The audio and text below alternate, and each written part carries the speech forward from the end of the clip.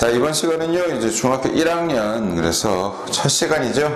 그래서 뭐에 대해서 배우게 되냐면요, 물질의 상태, 그 다음에 상태 변화, 그리고 상태가 변할 때 어떤 특징이 있는지, 뭐 이런 거에 대해서 배우게 돼요. 자, 그래서 우선 첫 번째, 물질의 상태 봅시다. 물질은 세 가지 상태가 있어요. 그죠? 이미 여러분들 뭐 초등학교 때 한 번씩 배워보신 적 있어요. 그죠? 물질에는 세 가지 상태가 있는데 뭐가 있더라? 고체, 액체, 기체, 요 세 가지가 있다 그랬죠. 그래서 여기서는 이제 고체의 특징, 액체의 특징, 기체의 특징, 요걸 잘 기억해 두셔야 돼요. 자, 첫 번째 우선 고체 같은 경우에는요, 어떤 특징이 있느냐? 모양은 안 변해요. 일정하죠. 딱딱하니까, 그죠?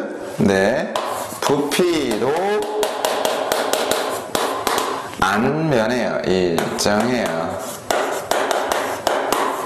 다음 이제 세 번째, 고체니까요. 고체니까 어떤 특징이 있느냐면 흐르는 성질이 없더라 라는 거. 자, 여러분들이 잘 봐두셔야 되는 건 모양과 부피의 관계예요. 자, 다음 이제 두 번째 누구냐면 액체.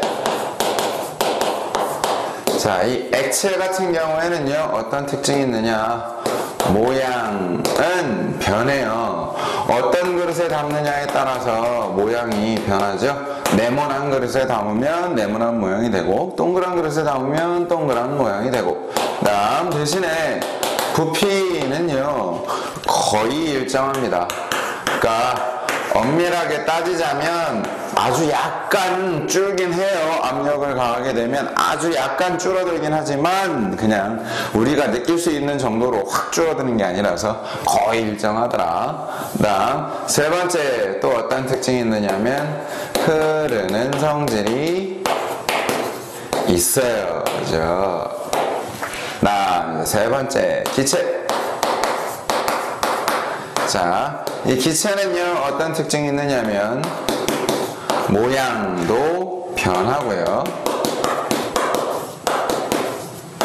그 다음 두 번째, 부피도 변해요.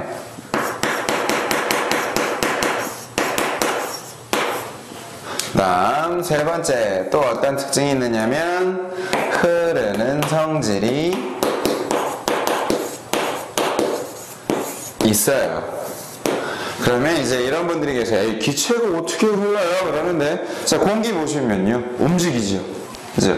이것도 하나의 흐르는 성질이에요. 그래서 흐르는 성질이 있더라. 그러니까 여러분들이 이제 여기서 잘 기억해 두셔야 되는 건 바로 이거예요. 모양과 부피가 어떻게 변하느냐에 따라서 고체냐, 기체냐, 액체냐 뭐 이렇게 구별할 수가 있어요. 그래서 고체는 모양도 일정하고 부피도 일정하고, 액체는 모양은 변하는데 부피는 일정하고, 기체는 모양도 변하고 부피도 변하고, 요거 꼭 기억해 두셔야 됩니다. 자, 다음 이제 뭐냐면요, 물질의 상태 변화입니다. 그러니까 물만 보더라도요, 물이 계속 액체로 존재하는 건 아니에요. 왜? 냉동실에다가 얼리면 뭐가 돼요? 딱딱한 고체, 즉 얼음이 되죠. 다음 가스레인지에다 올려놓고 끓이면 어떻게 돼요? 기체, 수증기가 돼버리죠. 그러니까 상태가 변하는데, 이때 첫 번째, 이 상태가 변하는 원인이 뭐냐라는 거예요. 자, 상태를 변화시키는 원인에는 두 가지가 있어요. 방금 선생님이 얘기했듯이 물을 냉동실에다가 넣고 냉각시키면, 즉 온도를 낮춰주면 물이 뭐가 돼버려요? 고체가 돼버리죠. 다음 물을 가스레인지 위에 올려놓고 가열하면, 즉 온도를 높여주면 뭐가 돼버려요? 수증기, 기체가 돼버리죠. 그래서 상태 변화의 원인 첫 번째는 뭐냐면 온도예요. 온도. 그 다음 또 뭐가 있느냐? 압력. 근데 이 중에서요, 온도는 왜 빨갛게 써드렸냐면 이 온도가 바로 주된 원인이 됩니다. 자, 그래서 두 번째 이제 요거를 잘 기억해 두셔야 돼요. 뭐냐면 상태 변화의 종류.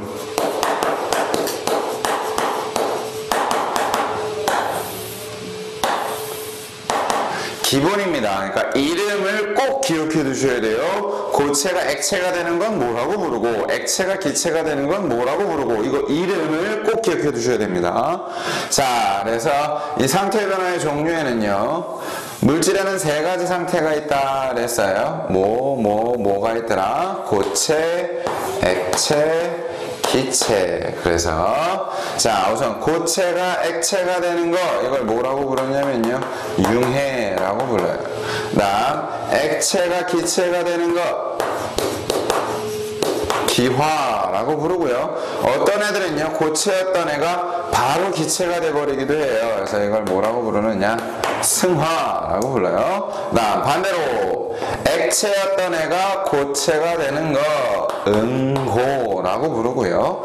기체였던 애가 액체가 되는 거 액화라고 불러요. 다음 기체였던 애가 바로 고체가 되는 거 이것도 역시 승화라고 부릅니다. 요거 이름 꼭 기억해 두셔야 돼요. 고체가 액체가 되는 건 융해, 액체가 기체가 되는 건 기화, 고체가 바로 기체가 되는 건 승화, 그다음 액체가 고체가 되는 건 응고, 기체가 액체가 되는 건 액화, 기체가 바로 고체가 되어버리는 건 승화. 이름 꼭 기억해 두셔야 됩니다. 이름 기본이에요, 기본.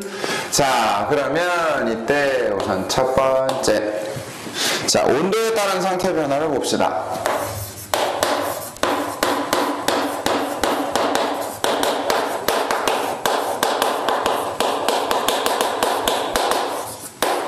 즉 가열할 때, 그러니까 온도를 높여주면 어떤 상태 변화가 일어나겠느냐라는 거예요. 온도를 높여주게 되면요, 고체였던 얼음이 녹아서 뭐가 돼요? 액체가 되죠.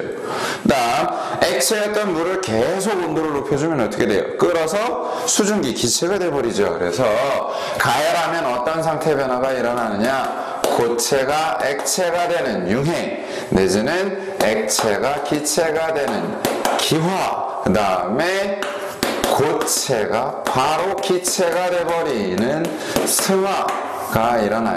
그래서 요거 기억해 두시면 나중에 써먹게 됩니다. 다음 두 번째, 냉각시키면 일어나는 상태 변화에는 어떤 게 있느냐? 냉각시킨다라는 건 뭐예요? 온도를 낮춰주는 거죠.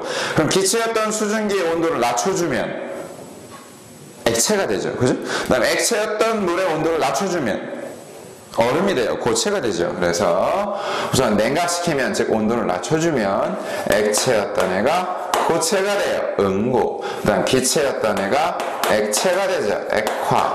그 다음에 기체였던 애가 바로 고체가 돼버리기도 합니다. 그래서 이걸 승화라고 불러요.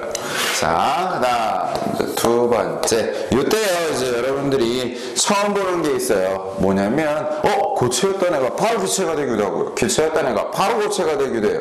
그런 애들을 우리는 뭐라고 부르느냐, 승화성 물질이라고 불러요. 자, 이 승화성 물질이라는 건 이름 그대로 뭐냐면요, 승화하는 물질이에요. 이걸 승화성 물질이라고 불러요. 자, 그래서 이 승화성 물질에는요, 어떤 애들이 있냐면 드라이 아이스나, 우리 왜 베스킨라빈스 스토리온에 가면 드라이 아이스 넣어주죠. 그죠? 한 번씩은 본 적 있으실 거예요. 아이오딘, 그 다음에 나프탈렌, 이런 것들이 있어요. 근데 이때 나프탈렌은요, 다른 말로 뭐라고도 부르냐면 좀약이라고도 불러요. 자, 나프탈렌은 뭐냐면요, 여러분들 뭐 화장실이나 이런데 변기에 하얀 박하사탕 같은 거 걸어놓은 거 보신 적이 한 번씩 있으실래나 모르겠는데, 요즘은 왜냐면 대부분 다 그냥 자동으로 이렇게 칙 나오는 거 뭐 그런 걸 걸어놓기 때문에 굳이 나프탈렌을 뿌려놓은 데가 별로 없어요. 근데 한 번쯤 보신 적이 있으려나 모르겠는데, 보신 적이 없으시면요, 인터넷에 한번 쳐보세요. 나프탈렌 치시면 하얀 박하사탕 같은 알갱이 같은 게 있어요. 자, 두 번째에서 얘네들은요, 어떤 특징이 있느냐면 승화성 물질이기 때문에, 즉 승화하는 물질이에요. 그래서 가열하면 고체였던 애가 녹아서 액체가 되는 게 아니라 바로 기체가 돼서 날아가 버려요. 그 다음 냉각시키게 되면 기체였던 애가 액체가 되는 게 아니라 바로 고체가 돼서 달라붙어요. 이런 특징이 있습니다. 그래서 꼭 기억해 두셔야 돼요.